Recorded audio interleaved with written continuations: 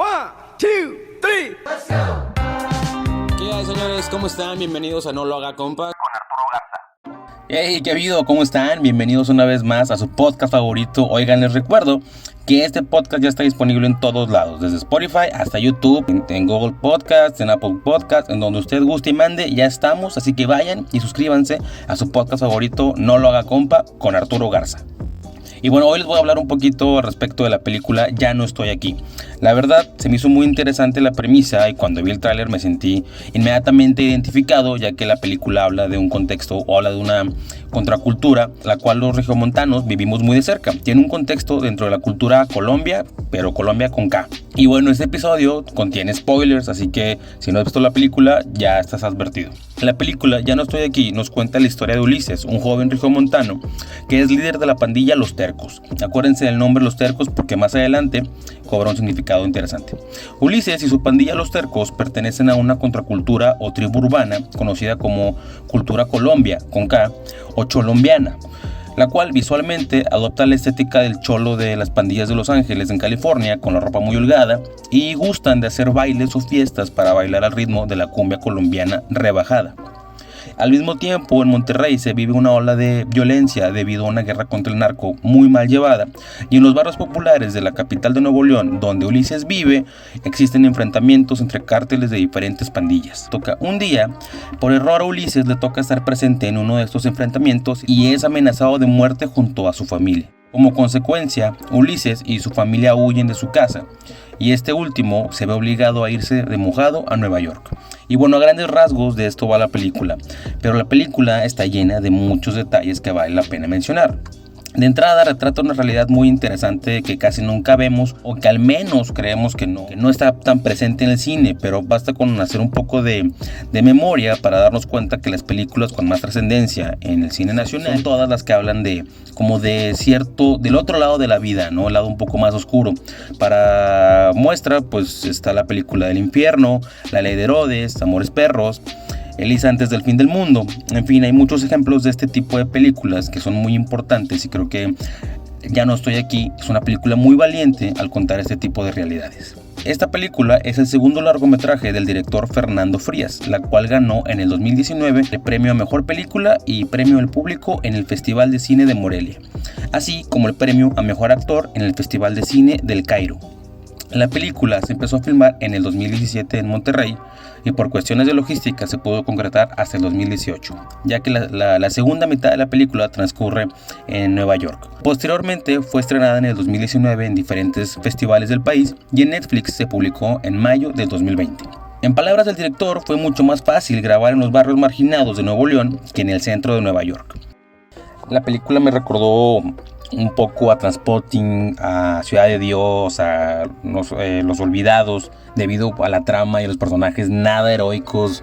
Como les digo, el contexto bastante oscuro en medio de una guerra contra el narcotráfico. Y bueno, la verdad se agradece que existan ese tipo de películas, ya que creo yo que le hacen falta al cine nacional, que no sale de comedias románticas, de No Manches Frida número 15, Cine de la Regia contra los monstruos y bueno, y todos sus derivados, ¿no? Se siente como aire fresco, ¿no? Para el cine nacional.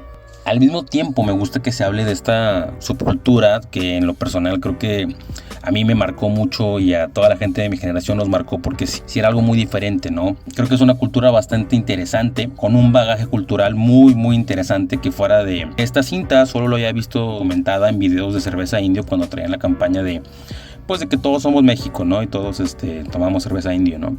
Esta cinta cuenta con una excelente fotografía, unos encuadres muy pensados y con mucha intención. Creo que su narrativa vale mucho la pena, está muy interesante. Donde creo que flaquea es un poco a la hora de cómo cuenta la historia. No lo hace de forma cronológica, lo hace a modo de flashbacks. Sin embargo, tiene muchos elementos que valen mucho la pena, como la producción, que creo que es de los puntos más altos que tiene. Los peinados, la ropa, la forma en la que hablan, de verdad es muy fiel a como lo hacían. A mí me tocó, a mi generación nos tocó esa cultura. Y por ahí hay una escena de cuando están pidiendo dinero, que si no te pasó eso a ti en la primaria o secundaria, pues no tuviste infancia. Además, también por ahí hay un cameo de la primera red social que me tocó, que es Fotolog, lo cual les digo que creo que habla de una producción muy muy muy bien hecha. Otro aspecto que creo que no le es tan favorable a la película, siento que abarca muchos géneros. Por momentos se siente una historia de amor, en otros siento que es una película de migración, también por ahí siento que es un medio documental, de repente es una película de pandillas, siento que abarca muchas cosas. En palabras del mismo director, comenta que se quedaron un poco cortos a la hora de la edición final, ya que como mencioné al principio, la mitad de la película se graba en Estados Unidos, y él comenta que todo lo que se grabó en Estados Unidos fue casi como producción guerrilla, ¿no? Tenían una oportunidad para hacer las tomas casi. Entonces creo que se siente un poquito a veces incompleta la película, pero creo que es debido a esta situación que les tocó vivir en Nueva York.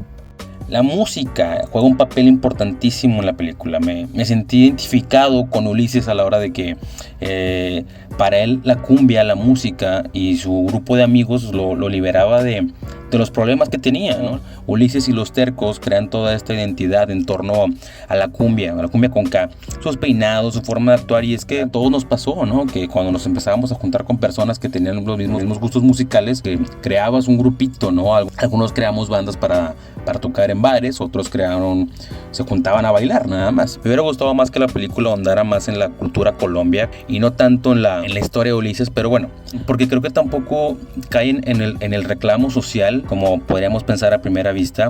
Es más un relato sobre la identidad que nos pregunta hasta dónde eres tu contexto y el cómo tu entorno te transforma. También la película nos hace la pregunta de hasta dónde tú tienes el control de tu vida y que muchas veces somos víctimas de las circunstancias.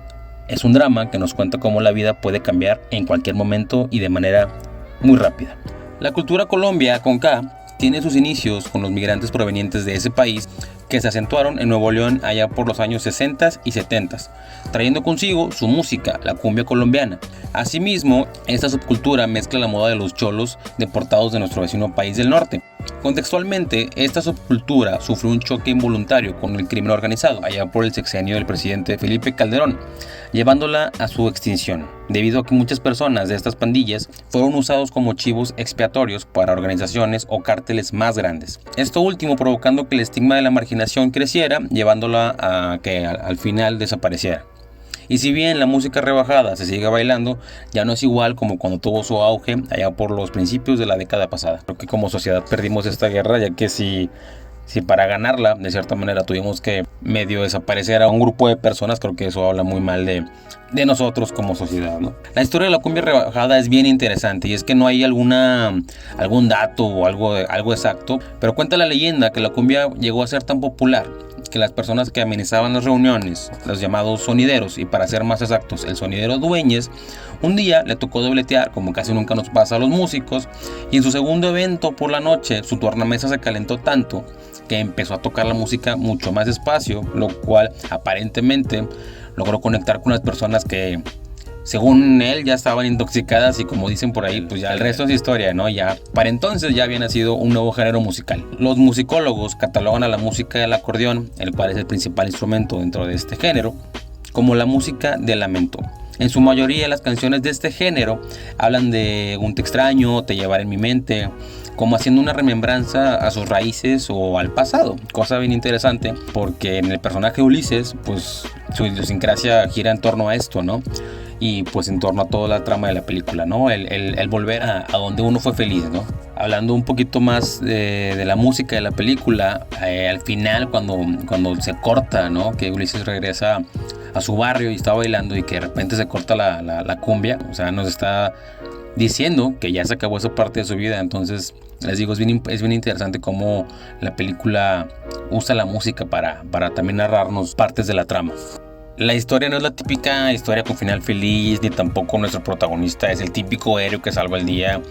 Al contrario, he leído que mucha gente no le gusta la terquedad ni la forma de ser de Ulises, pero creo que nos está diciendo que muchas veces nosotros no aceptamos el cambio y todo lo que conlleva el no aceptar la realidad, ¿no? Aquí Ulises tratando de regresar a donde fue feliz, y lo interesante es que también cuando regresa pues ya no es lo que era antes, ¿no? Ni tampoco él es lo que era antes, ¿no? Entonces creo que en ese aspecto lo logra bastante bien y es muy interesante de ver. Hablando un poquito del cast de la película, el actor que interpreta a Ulises, Juan Daniel García Treviño, comenta un poquito cómo fue su acercamiento al filme. De entrada, él es músico y fue en un concurso para abrirle a un concierto a Celso Piña, que su grupo ganó, y fue ahí donde el director Fernando Frías le comentó acerca del proyecto. En general, todas las interpretaciones de la película son de personas que no son actores, o bueno, más bien no son actores profesionales, y me recordó un poco al caso de Yalitza Aparicio de la película Roma.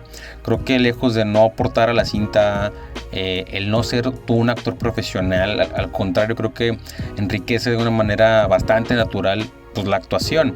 Digo, también tiene que ver mucho la dirección del director, pero también creo que al no ser rostros conocidos no tenemos ya una idea de cómo van a actuar o cómo van a hablar. Creo que de nueva cuenta creo que le da un realismo y aporta que te enfoques más en la historia que en los personajes, bueno, que en los actores.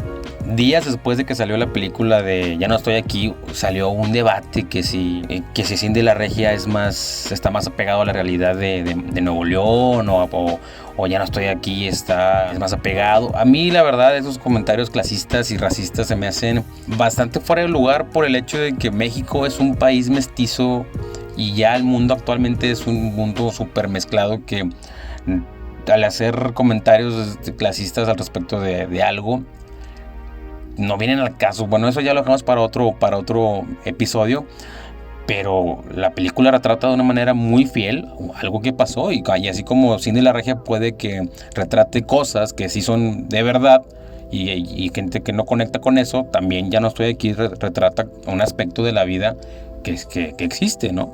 Ahora te voy a contar 3 datos interesantes de Ya no estoy aquí. El primer dato curioso es que el fotógrafo que le pregunta a Ulises en Nueva York que si puede posar para la cámara a tomar una fotografía, en verdad sí es fotógrafo. Su nombre es Brandon Stanton y él creó un hashtag, el cual se llama Humans of New York, el cual siguen millones de personas en donde relata la diversidad cultural que se vive en Nueva York. El segundo dato curioso es que el nombre de Ulises, el nombre de nuestro personaje principal, hace referencia a la obra literaria La Odisea de Homero. En ambas obras, la historia gira en torno al regreso de nuestro personaje principal a su hogar. El tercer dato curioso es que ya es tanta la popularidad de Ulises y de la película que ya existen piñatas y hasta botargas con la cara de Ulises. La verdad, ahí se las voy a poner en algún lado de YouTube para que lo chequen, porque la verdad sí vale mucho la pena que lo revisen. Está muy chistoso. En conclusión, Ya no estoy aquí es un hágalo compa bastante decente y de calificación le ponemos 8.5 cholos de 10 cholos. Ya no estoy aquí es una película muy valiente con una muy buena e interesante visión. Como dice la canción Los Vallenatos y Celso Piña, en Nuevo León se baila la cumbia. De Colombia a Monterrey y de Monterrey para el mundo, Ya no estoy aquí nos recuerda que al final no podemos vivir en el pasado y que hay que renovarse o morir.